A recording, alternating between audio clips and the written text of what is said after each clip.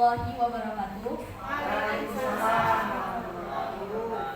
Salam sejahtera bagi kita semua.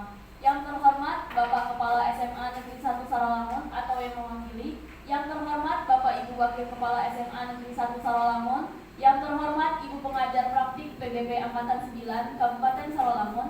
Yang terhormat Bapak Ibu Guru beserta staf TU dan saya banggakan teman-teman yang sudah hadir pada hari ini. Marilah kita panjatkan puji syukur kehadiran Allah Subhanahu wa Ta'ala atas segala karunia-Nya sehingga kita dapat berkumpul di aula ini dalam rangka diskusi pemanfaatan aset. Salawat dan salam marilah kita haturkan kepada junjungan kita Nabi Agung Muhammad SAW karena telah menyelamatkan kita dari kegelapan. Amin ya rabbal alamin. Susunan acara pada kegiatan diskusi pemanfaatan aset yang akan dilaksanakan pada pagi hari ini 28 Maret 2024 adalah sebagai berikut.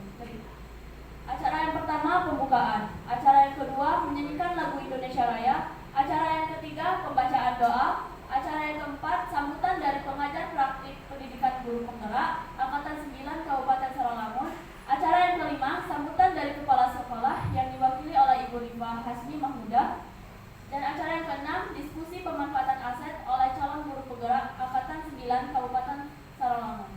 Rabbana tuzigh qulubana ba'da idh hadaytana wa hab lana min ladunka rahmatan innaka antal wahhab. Rabbana atina fid dunya hasanah wa fil akhirati hasanah wa qina adzabannar. Wa qina adzaban ya aziz ya rabbal alamin. Wa sallallahu ala sayyidina Muhammad wa alihi wa sahbihi ajma'in. Subhana rabbika rabbil izzati amma yasifun wa salamun ala mursalin walhamdulillahi rabbil alamin. Semoga kegiatan ini berjalan dengan lancar.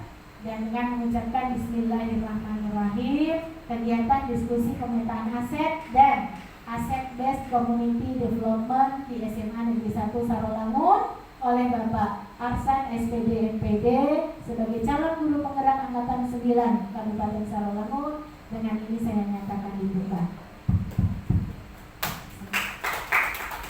Harapan saya adalah kita hari ini mampu merubah pandangan yang selalu berpikir saya kan sudah punya ini, sekolah kita kan sudah punya ini, tapi kita mampu merubah itu menjadi oh iya sekolah kita masih punya ini, sekolah kita masih punya ini.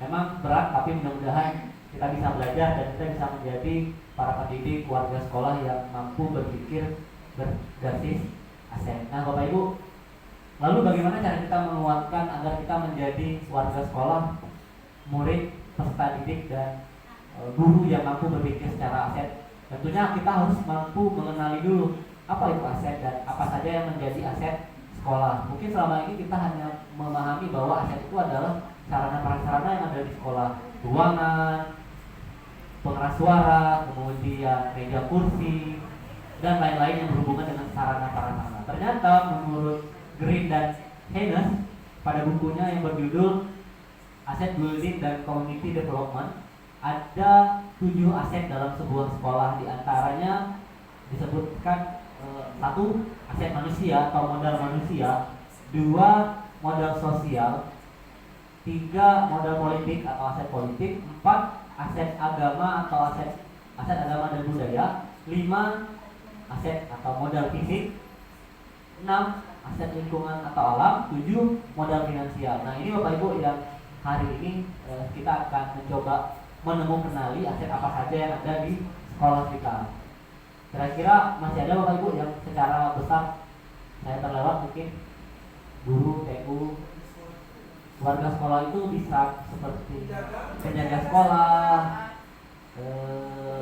petugas kebersihan, nanti yang kerja, gimana Pak? Pengelolaan kantin nanti mungkin masuk di aset yang lain Pak. Ini modal manusia itu berupa ini individu yang memiliki tadi keahlian, kemudian kekuatan, keterampilan, gitu. Satpam yang jago berkelahi.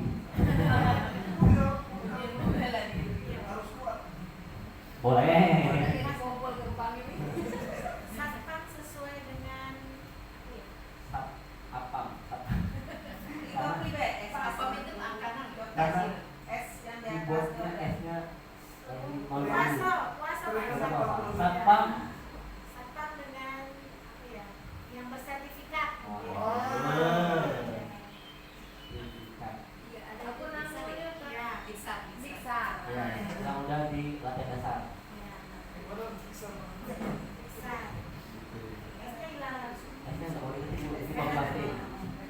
Ada lagi Bapak Ibu?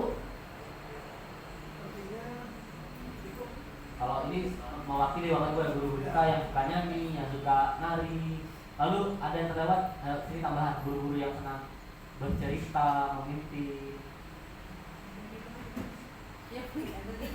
Iya. Modal itu. Tuan, lanjut ya Bapak Ibu. Lanjut. Selanjutnya, modal sosial. Nah, mudah-mudahan niat baik saya bisa berjalan di sekolah ini. Walaupun mimpi awalnya adalah alat sederhana, mudah-mudahan jadi berlanjut dan bisa menjadi lebih banyak lagi alat olahraga yang bisa dipakai untuk siswa berolahraga. Terakhir, nah aduh jadi haus. Sirup apa ini? Sirup majan. Sirup majan biji selasih. Enak cakep. Ya ulang Pak ada. Tolong dibantu dengan cakep. Sirup majan biji selasih. Enak diminum saat berbuka.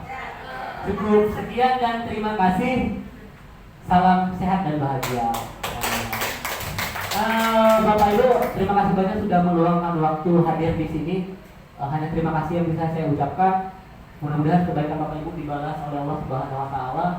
Cuman berhubung ini memperlihatkan minuman dan biji selasih kata mak saya, tidak boleh posting makanan berdosa. Kalau tidak diizinkan orang. Nah, mudah-mudahan Bapak Ibu beruntung. Karena saya sudah bagi Bapak Ibu yang beruntung di bawah mejanya mudah-mudahan ketemu ada sedikit door prize dari saya. Mudah-mudahan ketemu di bawah mejanya, kalau ada mau diambil, tapi kalau belum kasihan di bawah gitu kan. Terima kasih. Ibu yang ini juga boleh dicek, siapa tahu ada gitu kan. Kalau nggak ada tadi belum beruntung. Nah, boleh ambil silakan. Boleh. Tadi ada apa ya?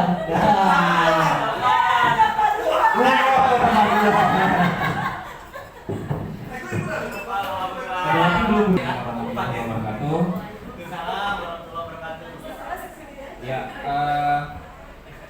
responnya sirup marjannya cakep.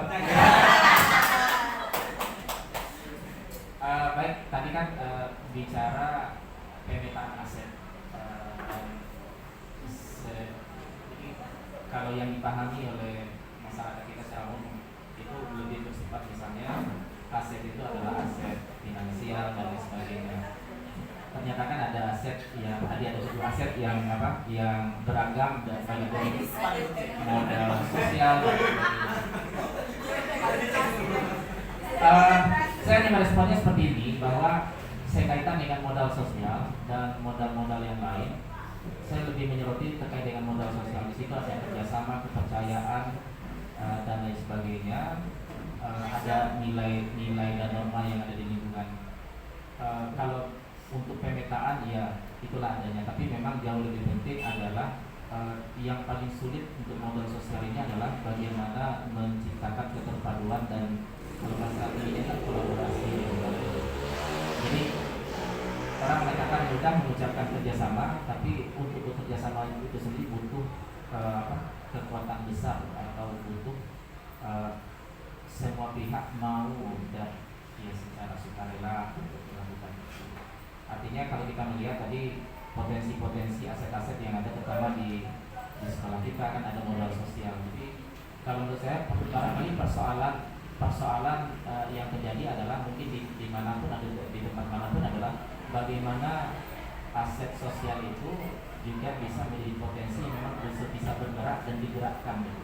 Kenyataannya hari ini adalah ya bukan mungkin di tempat lain dan lain sebagainya adalah kerjasama yang disampaikan hubungan dan lain sebagainya itu memang butuh realisasinya yang memang butuh kita untuk bagaimana bisa menjalankan itu dengan baik. Saya pikir itu catatannya. Artinya modal sosial oke, itu ada, tapi tinggal lagi bagaimana modal sosial itu bisa berjalan dengan baik, efektif, dan itu bisa mendukung aset-aset yang lainnya. Itu saja, terima kasih. Assalamualaikum warahmatullahi wabarakatuh. Terima kasih Pak. Terima kasih. Saya hanya menambahkan saja, saya respon karena saya ini dari tenaga pendidik ya. Jadi baru sekali ikut diskusi ini, cuman sangat bagus sekali.